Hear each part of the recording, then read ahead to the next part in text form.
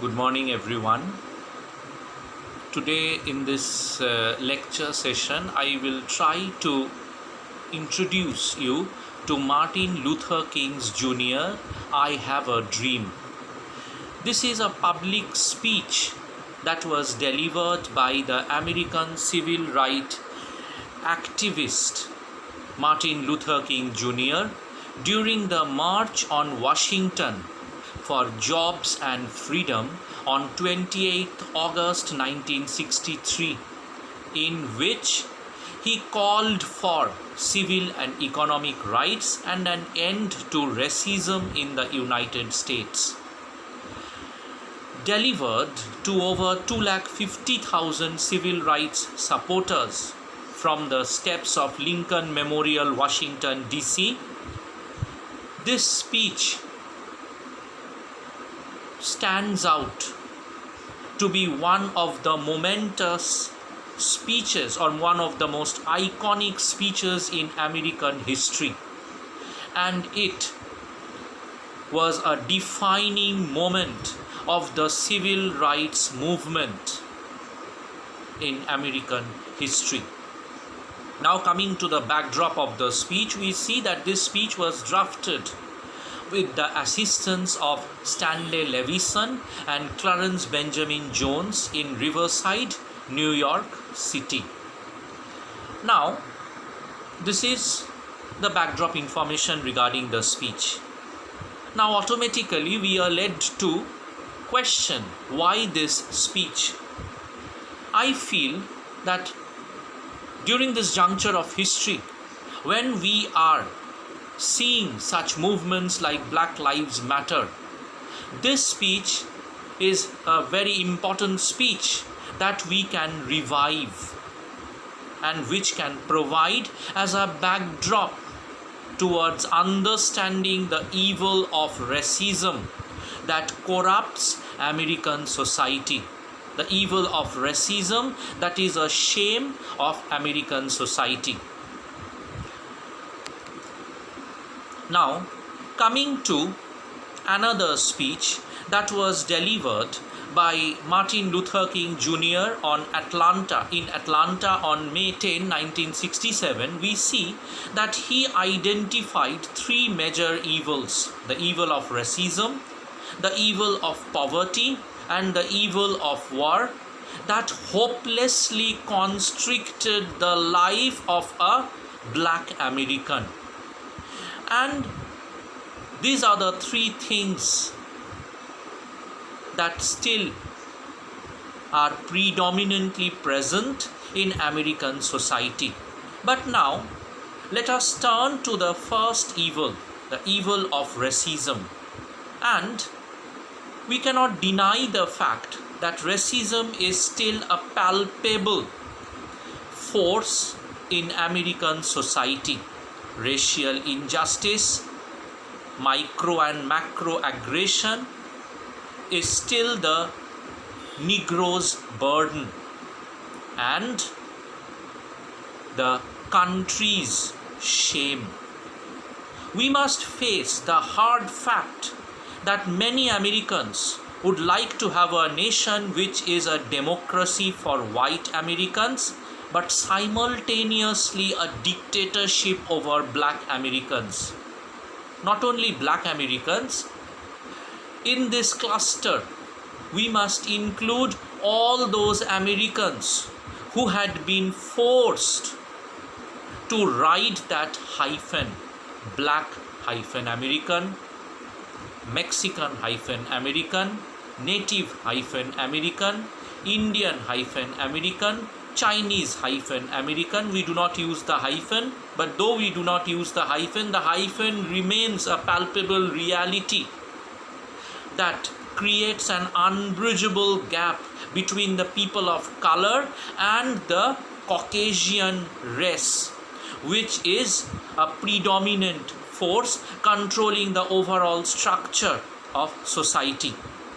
And we must face the fact that there still remains a lot of things to be done in the area of race relations. Now, What are the implications of the portions that I have just explained to you? See, let us go back to this understanding that throughout America's history, the hallmark of American democracy, opportunity, freedom, prosperity have been largely reserved for white people through the intentional exclusion and oppression of people of color. The deep racial and ethnic inequities and inequalities that exist today are a direct result of structural racism. Without understanding the structure, you cannot understand what is happening in America at present. The historical and contemporary politics, policies, practices and norms must be understood. Why? Because these policies, politics, practices and norms, they create and maintain the politics of white supremacy down the ages. Slavery. What we understand? We understand by the exclusion of the black American, one garbage term that we understand is slavery. Slavery was America's original sin. It is gone. But with the passing of slavery, nothing has actually changed. It was not solved by the framers of the US Constitution, nor was it resolved by the horrendous conflict that was of the American Civil War. It simply changed its form. It simply changed its form and manifested itself in a different, odious form and continued the generational enslavement of an entire strata of American society. In turn, what we see, the civil rights movements struck a mighty blow against racism in America, and the colored people's soul soared when Dr. King told them he had a dream. This is very important. Everyone was expecting something revolutionary to change the structure of society. And when Martin Luther King told them that I have a dream, their hearts soared. But they were and still are far from that promised land. They have not been able to reach that promised land. Martin Luther King tried to liberate them. But a person, a society, a class, a strata of society can only be liberated when the entire community holistically changes its mindset. That change never came. And indeed, when America rose up to elect its first black president, Barack Obama, we see that they may have lost ground as a collective nation along the way. Why? Because if the election of Barack Obama marked the change of the entire mindset of society, then at present we wouldn't have to witness such movements like Black Lives Matter. Why? These movements actually show that nothing has changed. Now, this is the backdrop of the speech. Now, let me start by reading out portions of the speech, and as I will read out portions of the speech, I will try to explain to you what I am trying to say. I am going back to the speech. I am happy to join with you today in what will go down in history as the greatest demonstration for freedom in the history of our nation. Martin Luther King, is trying to form a camaraderie with the fellow brethrens. 50 years ago, a great American, I will discuss this, in whose symbolic shadow we stand today, signed the Emancipation Proclamation. Emancipation Proclamation, it's the Gettysburg Address. This momentous decree came as a great beacon light of hope to millions of Negro slaves who had been seared in the flames of withering injustice. It came as a joyous daybreak to end the long night of their captivity. What we see is that with the Emancipation Proclamation, the Negro was proclaimed to be free. The Emancipation Proclamation, or Proclamation 95, popularly known as Gettysburg Address, was a presidential proclamation and executive order issued by the United States President Abraham Lincoln on September 22nd, 1862, during the Civil War. It changed the legal status of more than 3.5 million enslaved African American in the secessionist Confederate States from slave to free. Legal status was changed from slave to free individuals. And what we see is that as soon as a slave escaped the control of the Confederate government, the southern states, either by running away across Union lines or through the advance of federal troops, the slave was permanently free.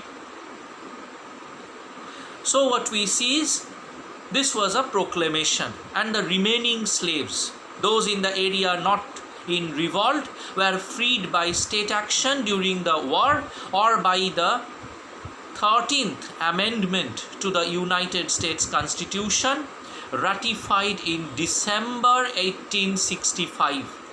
I am talking about how the legal status of the slaves changed. But King here is alluding to that same proclamation by Abraham Lincoln.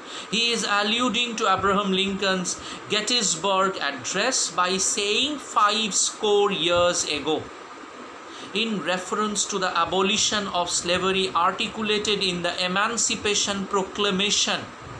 King says, I again quote from the text, it came as a joyous daybreak to end the long night of their captivity. What we see is a figure of speech, that is a repetition or anaphora of a phrase at the beginning of a sentence, is employed throughout the speech to harp on certain issues.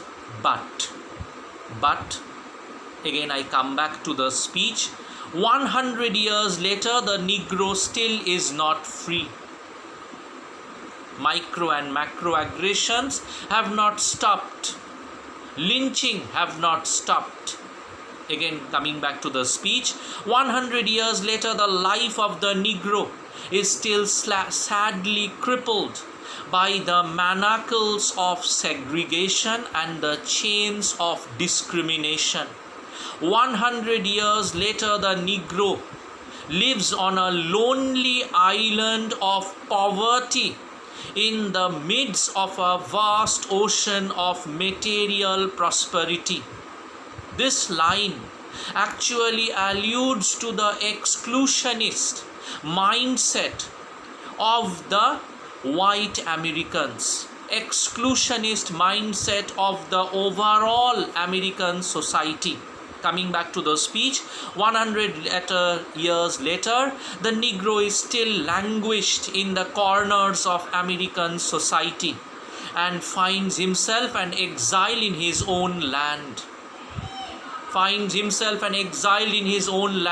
It shows that the Negro has been accorded a subaltern status, a subaltern status. And as Martin Luther King is continuously alluding to the term Negro, not Black American, he is trying to point out that in spite of freedom, the Negro is still not considered to be a human being at par with his fellow white Americans.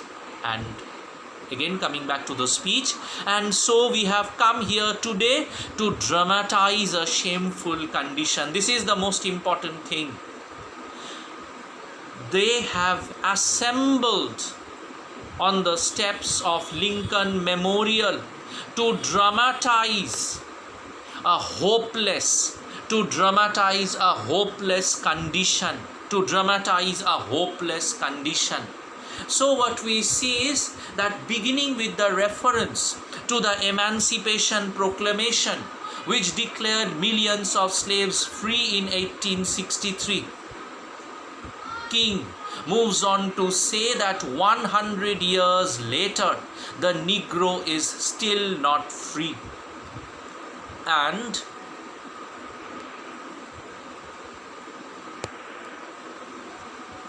we have come to our nation's capital to cash a check. In a sense, again I go back to the speech, in a sense we have come to our nation's capital to cash a check. When the architects of our republic wrote the magnificent works of the Constitution and the Declaration of Independence, they were signing a promissory note to which every American was to fall heir, H-E-I-R, heir.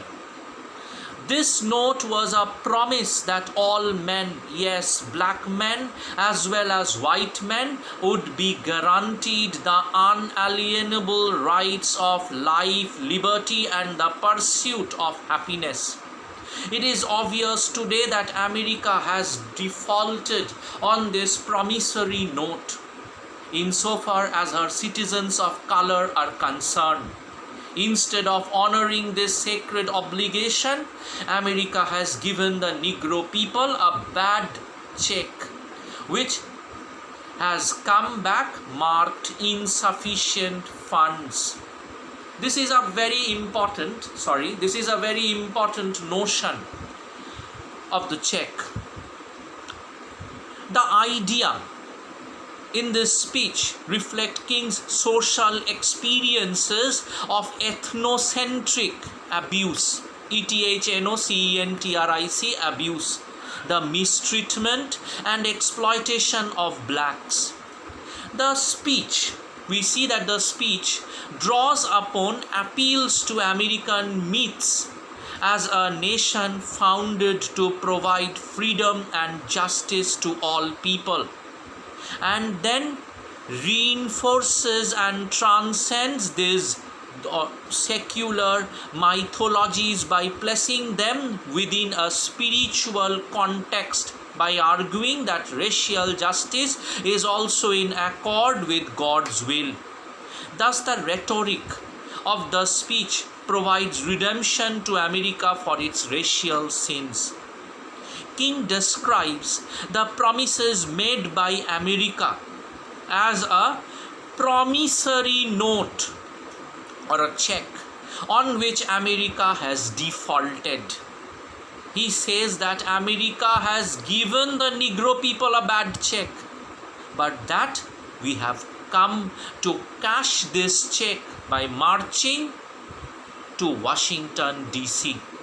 This social activism, according to King, will bring about an end to the ethnocentric abuse to which a black American is hopelessly subjected to.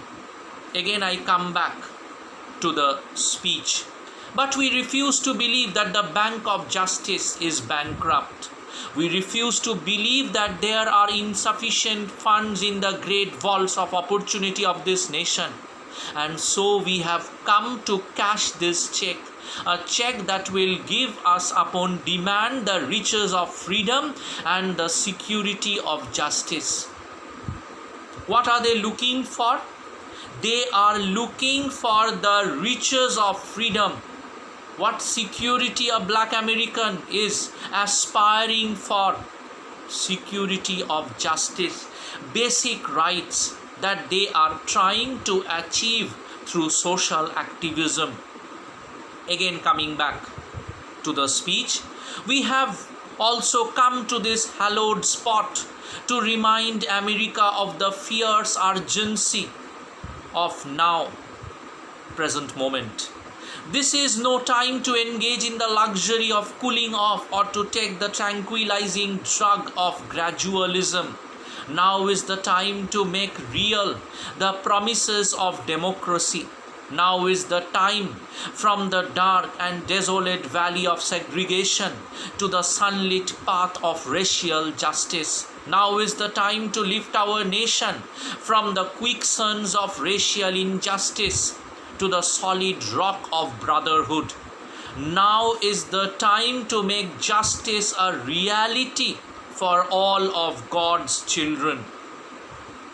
So what we see is that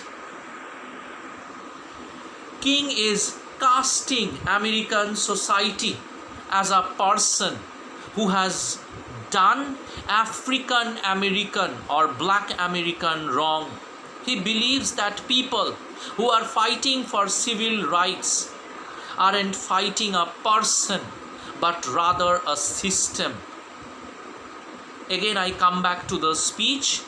It would be fatal for the nation to overlook the urgency of the moment. He calls for immediate action. This sweltering summer of the Negro's legitimate discontent will not pass until there is an invigorating autumn of freedom and equality. He tries to show the persistence of the Negro population that now they have come not to go back empty-handed. 1963 is not an end but a beginning. And those who hope that the Negro needed to blow off steam and will now be content will have a rude awakening if the nation returns to business as usual. Nothing will be same. If American society denies the Negro freedom, then nothing will be same.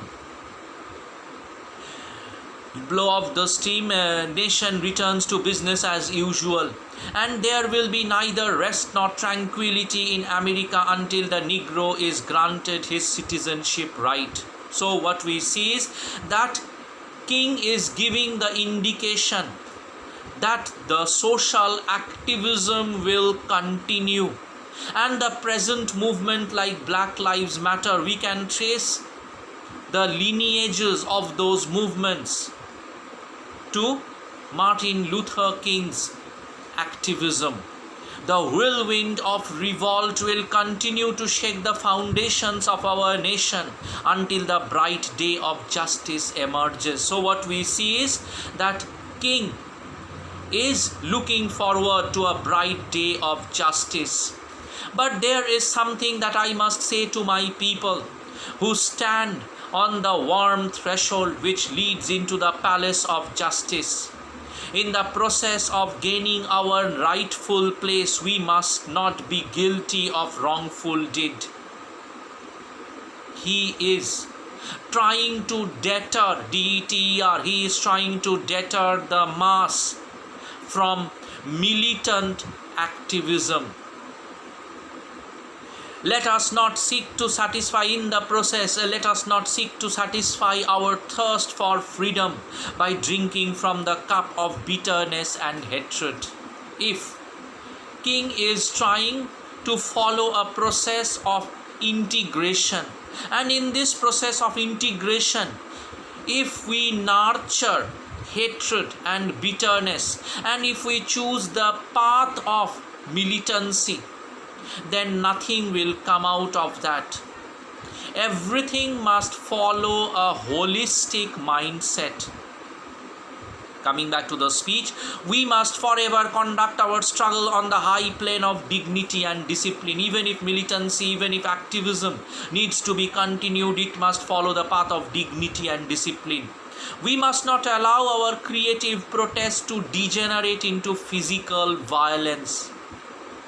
He is trying to deter the mob from resorting to physical violence. Again and again, we must rise to the majestic heights of meeting physical force with soul force, the power of the soul.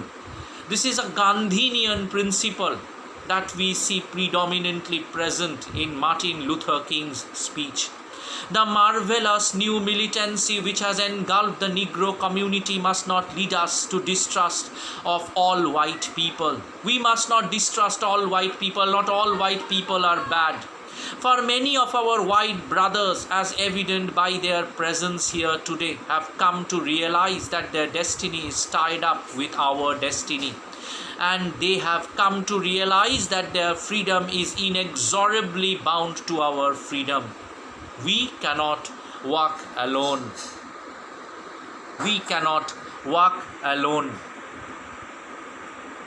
See, this is a very important notion. We cannot walk alone. We need to integrate. And as we walk, we must make the pledge that we shall always march ahead. We must march ahead. We cannot turn back. Once you take the path of activism, you cannot turn back. You cannot turn back. There are those who are asking the devotees of civil rights, when will you be satisfied? We can never be satisfied as long as the Negro is the victim of the unspeakable horror of police brutality. We can never be satisfied as long as our bodies, heavy with the fatigue of travel, cannot gain lodging in the motels of the highways and the hotels of the cities. We cannot be satisfied as long as the Negro's basic mobility is from a smaller ghetto to a larger one. We can never be satisfied as long as our children are stripped of their selfhood and robbed of their dignity by signs stating for whites only. We cannot be satisfied as long as a Negro in Mississippi cannot vote and a Negro in New York believes he has nothing for which to vote. No one. We are not satisfied. No, we are not satisfied, and we will not be satisfied until justice rolls down like waters and righteousness like a mighty stream. What Martin Luther King is trying to point out, that only by integrating a Negro into the main flow of society, and only by eradicating his subaltern status, only by limiting his only by eradicating the subaltern status, the Negro will be free. Otherwise, he can never be satisfied.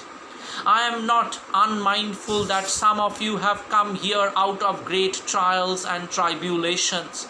Some of you have come fresh from narrow jail cells, and some of you have come from areas where your quest for freedom left you battered by the storms of persecution and staggered by the winds of police brutality. This is what he is addressing to those 250,000 Negroes who have assembled there, to those 250,000 African Americans who have assembled there to witness Martin Luther King's speech. He is acknowledging the hardship of the African American. Again, I go back to the speech. You have been the veterans of creative suffering. You have been the veterans of creative suffering. The white society have found out ways to persecute the Negro. Coming back to the speech, continue to work with the faith that the unheard suffering is redemptive. Go back to Mississippi, go back to Alabama, go back to South Carolina, go back to Georgia, go back to Louisiana, go back to the slums and the ghettos of our northern cities, knowing that somehow this situation can and will be changed. He is giving the call for social activism, and he is asking those African Americans who have assembled to listen to his speech to go back to their individual places and start activism on a micro level. And when all those micro activism will merge, then a macro perspective of social outlook will be created, and maybe then we will be able to abolish ethnocentric abuse. But this ethnocentric abuse, which is a macro problem of American society, needs to be handled from all micro levels of society, and for that reason he is asking the Black American to go back to their individual places and start activism from their known grounds. Coming back to the speech, let us not wallow in the valley of despair. I say to you today, my friends, let us not be depressed. Why? Because King is optimistic. Coming back to the speech, and so even though we face the difficulties of today and tomorrow, I still have a dream. I still have a dream. It is a dream deeply rooted in the American dream. It is a dream which is not an exclusionist dream. It is a dream that is entwined with the American society. I have a dream that one day this nation will rise up and live out the true meaning of its creed. We hold these truths to be self-evident, that all men are created equal. I have a dream that one day even the state of Mississippi, a state sweltering with the heat of injustice, sweltering with the heat of oppression, will be transformed into an oasis of freedom and justice. I have a dream that my 4 little children will one day live in a nation where they will not be judged by the color of their skin, but by the content of their character. I have a dream today. I have a dream that one day down in Alabama, with its vicious racists, with its governor having his lips dripping with the words of interposition and nullification, one day right there in Alabama, little black boys and black girls will be able to join hands with little white boys and white girls as sisters and brothers. I have a dream today.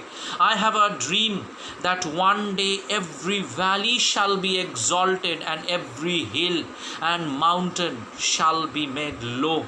The rough places will be made plain and the crooked places will be made straight, and the glory of the Lord shall be revealed, and all flesh shall see it together. So what we see is that King is nurturing a dream, and he is trying to urge his fellow brethren to follow the dream, to share the dream, and to follow the dream. What we see is that King had been preaching about dreams since 1960, when he gave a speech to the National Association for the Advancement of Color People, NAACP, called the Negro and the American Dream. The speech was called the Negro and the American Dream. This speech discusses the gap between the American dream and reality, saying that overt with white supremacists have violated the dream, and that federal government has also scarred the dream through its apathy and hypocrisy, its betrayal of the cause of justice. Betrayal is a very important term. King suggests that maybe the Negro is the God's instrument to save the soul of America.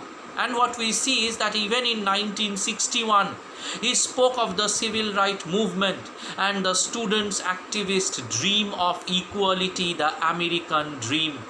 A dream which is as yet unfulfilled. In several national speeches and statements, this very notion of dream took a center stage, and what we see is that even in this momentous speech, the notion of dream is a very important notion.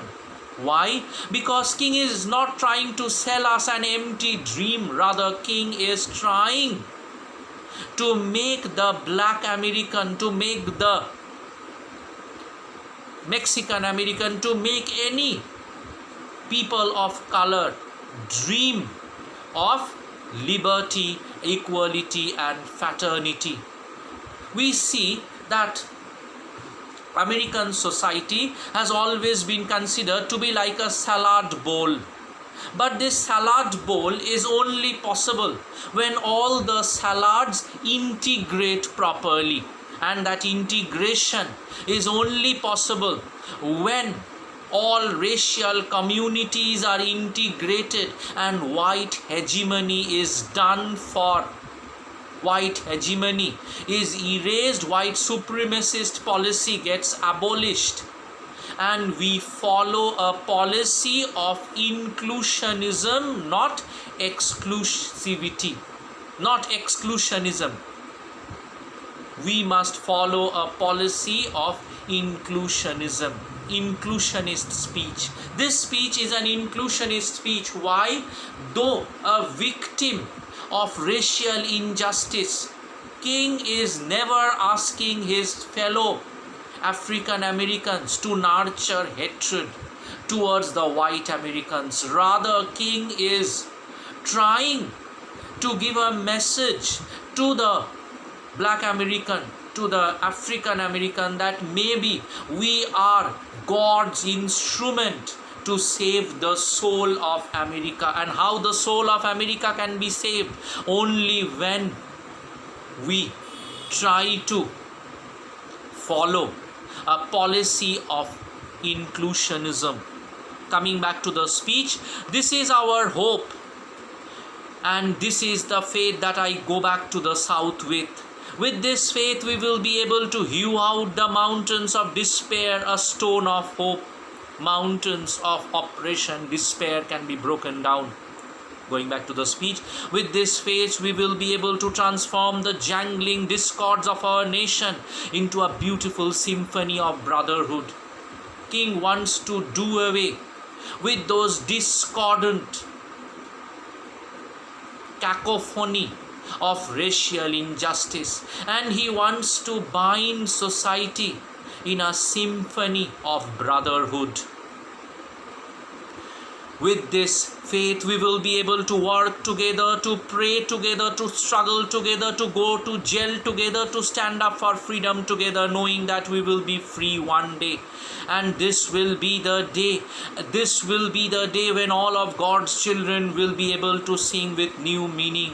My country, this of thee, sweet land of liberty, of thee I sing. Land where my fathers died, land of the pilgrim's pride. From every mountain side let freedom ring.